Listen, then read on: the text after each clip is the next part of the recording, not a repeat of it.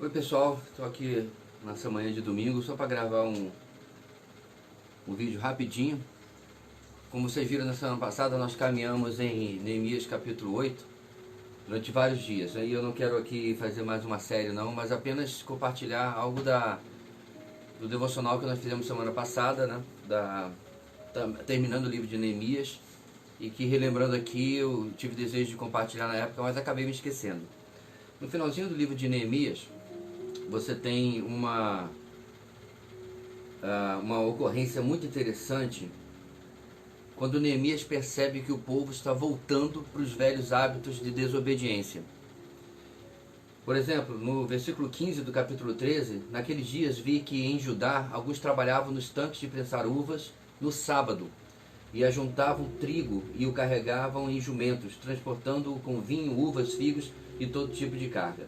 Então qual é o problema aqui? Como você bem sabe, a lei mosaica ordena que as pessoas descansem no sábado, certo? Isso é ordem, isso não vale para nós na nova aliança, isso é uma lei mosaica. A lei cerimonial não tem um impacto direto na vida do cristão na nova aliança, mas nesse tempo era uma questão de obediência. Inclusive Neemias completa no versículo 15. Tudo isso era trazido para Jerusalém em pleno sábado.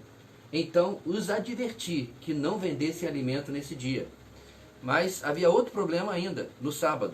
Versículo 16. Havia alguns da cidade de Tiro, cidade litorânea, tá? Ali na atual faixa de Gaza, que moravam em Jerusalém e que no sábado traziam e vendiam peixes e toda espécie de mercadoria em Jerusalém para o povo de Judá. Então, eles cometiam o erro e toleravam os gentios, os estrangeiros que cometiam o erro também. E aí, novamente, versículo 17, diante disso, repreendi os nobres de Judá e lhes disse: como é que vocês podem fazer tão grande mal profanando o dia do sábado? Por acaso os seus antepassados não fizeram o mesmo, levando o nosso Deus a trazer toda essa desgraça sobre nós e sobre esta cidade? Pois agora, profanando o sábado, vocês provocam maior ira contra Israel. Então, meus irmãos, qual é o problema aqui? Se você não conhece a história de Israel no Antigo Testamento, eles haviam sido advertidos por diversas vezes de que Deus não ia tolerar a desobediência à lei. Veja bem, você não era obrigado a estar debaixo da lei. Você quer morar na Europa da época, você quer ir para o Egito, você quer ir morar na Síria, fique à vontade. Você era livre para ir embora de Israel. Você não era obrigado a obedecer. Agora, ficando em Israel, fazendo parte do povo da aliança, você estava debaixo de um contrato com a lei mosaica. Só que o povo queria viver ali, mas com as regras dos povos ao redor, inclusive adorando falsos deuses, entrando em prostituição cultural e uma série de problemas que não tem nem tempo nesse vídeo para a gente compartilhar. Mas aí o povo desobedeceu. Aí vem, por exemplo, nos dias do profeta Jeremias, que você deve lembrar, né? Profetizou desde a adolescência até a sua velhice, avisando o povo. Vem Nabucodonosor, leva o povo cativo para a Babilônia. Lá eles ficam, e Jeremias os avisa disso, 70 anos. Certo? Muitos aqui que estão fazendo isso nasceram no cativeiro e foram advertidos também, por exemplo, por Daniel e por Ezequiel no cativeiro, da razão pela qual estavam lá. Então veja bem, meus irmãos, aqui não tem gente inocente. Eles sabem que o povo foi para o cativeiro babilônico por causa da sua desobediência, e nem assim eles tomam jeito. Então o que Neemias está falando aqui? Vocês não aprenderam nada com o passado? Vocês não aprenderam nada com aquilo que nossos antepassados fizeram e o que sobreveio à nossa nação, e vocês estão trazendo maior ira? Qual é a lição que eu gostaria de deixar para nós aqui? O evangelho não começou comigo e com você. Eu me converti há 40 anos atrás, ok? Tenho 50, me converti com 10 anos e batizei com 12.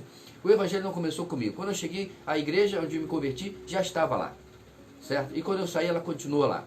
Antes de eu nascer, tinha toda uma história, por exemplo, da minha denominação no Brasil. E antes de eu nascer, da minha denominação estar no Brasil, havia toda uma história da minha denominação nos Estados Unidos e na Europa. E antes disso aí, o cristianismo já existia. Você entendeu o que eu quero dizer? Ou seja, o evangelho não começou comigo e com você. Se nós olharmos para a história, lá atrás, nós vamos ver erros sendo repetidos na igreja. E novamente eu não tenho tempo aqui para especificar todos eles, mas especialmente o abandono da palavra e o abandono da sã doutrina. Se nós olharmos até para nossas famílias, certo? Se mamãe e papai assistirem esse vídeo depois, meus pais são, graças a Deus, ainda vivos, eles são amados. Mas tais como eu, e tais provavelmente como meus filhos quando forem pais, eles cometeram erros. Então, se nós não aprendermos com os próprios erros, com os erros dos nossos pais, com os erros dos nossos avós, com os erros de irmãos mais velhos que vieram de nós, é muito, muito provável que nós vamos repeti-los. Então, existe essa frase que diz que quem aprende com os próprios erros é inteligente. Quem aprende com os erros dos outros antes de cometê-los é sábio. Então, a palavra de Deus está nos advertindo aqui, meus irmãos, cuidado com a repetência em erros do passado. Cuidado com a repetência em desobediência do passado. Examine a sua vida à luz do passado e veja, será que eu estou fazendo igual ao que outros fizeram e se deram muito mal e eu estou esperando um resultado diferente? Eu espero, meus irmãos, que essa breve palavra aqui seja bênção na sua vida nesse dia de domingo. Recomendo que você se reúna com a sua família para cultuar o Senhor, cantar, orar, expor a palavra para a sua família ou ouvir uma boa palavra online que estiver disponibilizada pela sua igreja ou por outra, mas não deixe esse dia passar, porque não é a mesma coisa, mas essa negligência de um dia especial na vida do povo de Judá, um pouco também reflete, muitas vezes, a negligência que nós temos durante a semana, com um dia ou um tempo separado para o Senhor. Essa é a grande lição do sábado, não é o domingo. Eu discordo dessa ideia de que ele é um novo sábado para os cristãos, porque quem trabalha no domingo pode ter que cultuar no outro dia, não é verdade?